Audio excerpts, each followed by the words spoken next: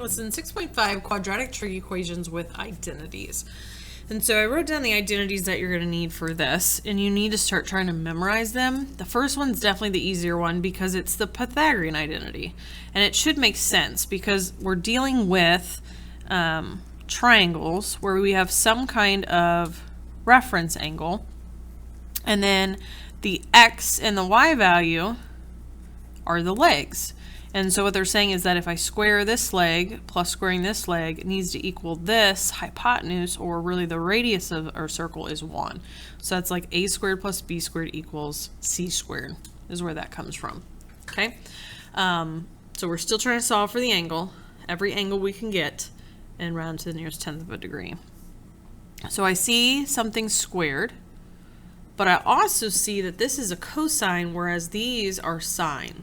I can't solve this unless I could factor something out, like a GCF, but I can't solve this otherwise when it has two different trig functions in it. So my goal is to get everything having the same trig function. So I'm going to have to make this cosine squared into something else. And so how you use this formula is you move things around.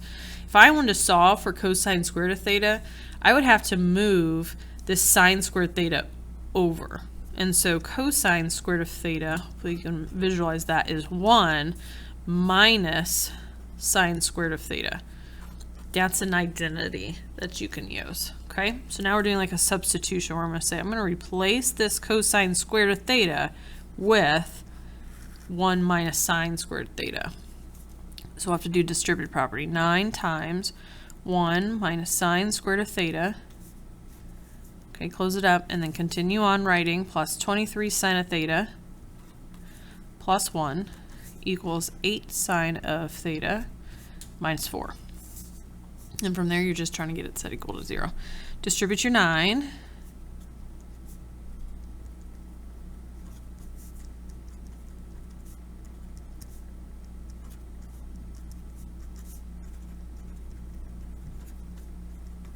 Okay, I'm probably going to go ahead and add my 9 squared over. So I'm going to try to get 0 here on this side. That'll be a 9 sine squared of theta, excuse me. And then we've got, what, 8 minus 23, which is what, negative 15?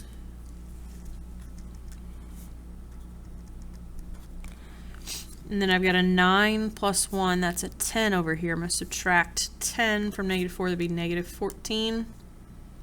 Okay, here's the not so fun part, and where I'm saying I should have had more room. To factor this is going to be a slide and divide. So we'll have 9x squared minus 15x minus 14. Slide the 9 over.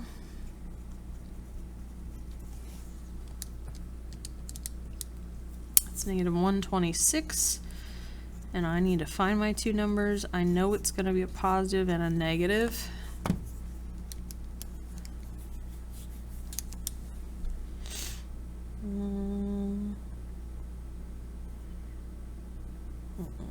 Let's see.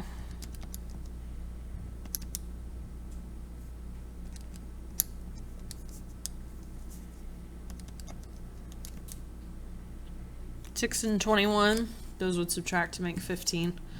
So I would have negative 21 and a plus 6. Then I'll go back and divide by 9. But even more confusing is you have to simplify these fractions first. Divide out a 3 and a 3, that'd be a 2/3.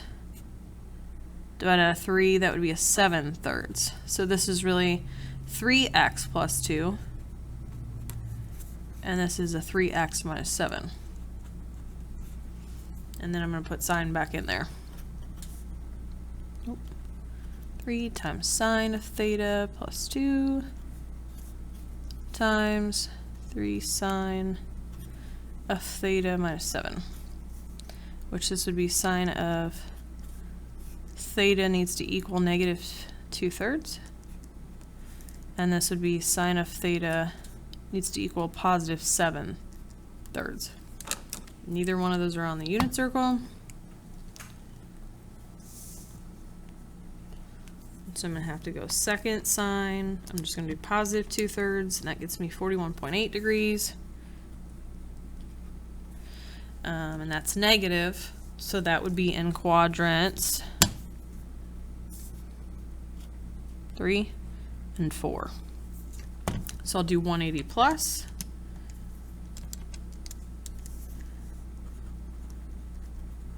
and I'll do 360 minus.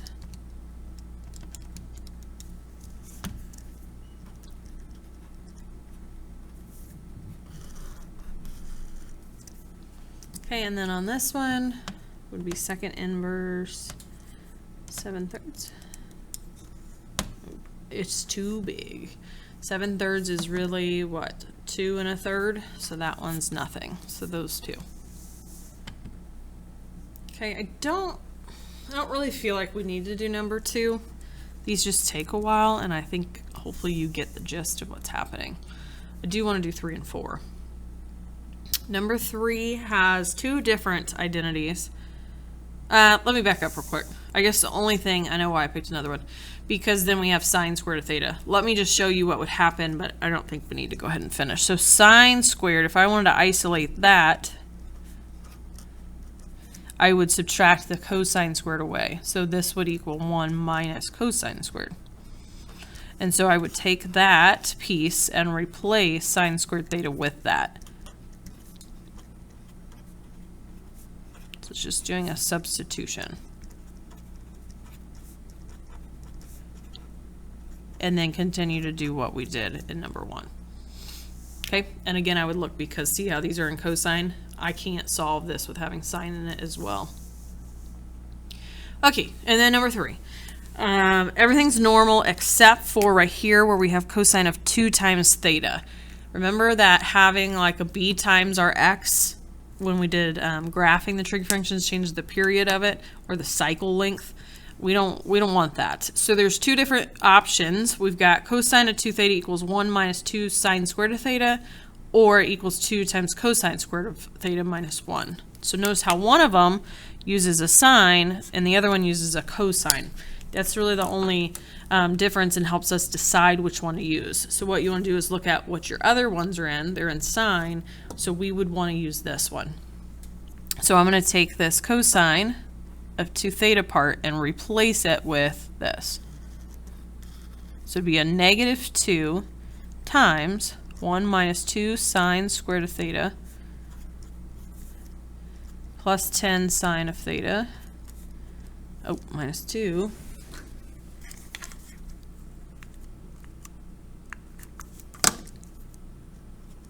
equals 6 sine of theta minus 5. And distribute the negative 2, that would get negative 2 plus 4 sine squared theta plus 10 sine theta minus 2 equals 6 sine theta minus 5. I'm going to keep my 4 sine squared theta first. And then I've got my, I'm going to subtract the 6 over from 10. That would be plus 4 sine of theta. Negative 2 minus 2 is negative 4 over here. Add 5 to that is plus 1. Dang, I was hoping I was going to be able to take something out. And then you would do your slide and divide. I can go on and do this part, and I'll just show you what it would get. Okay, so I did slide and divide over here. It actually comes out to be one of those duplicate binomials where they're both x plus 2 times x plus 2. That quantity squared, but divide by 4, that becomes 1/2. Slide your 2 up. So it's 2 sine theta 1 times itself. So you could write it quantity squared or 2 times. I really would need to solve one of them though. So I'm trying to figure out what angle gives me a sine value of negative 1/2. And so that would be in quadrants 3 and 4. That would be right here. That's because that's a 30-degree reference angle. So that'd be 210, and that'd be right here at 330.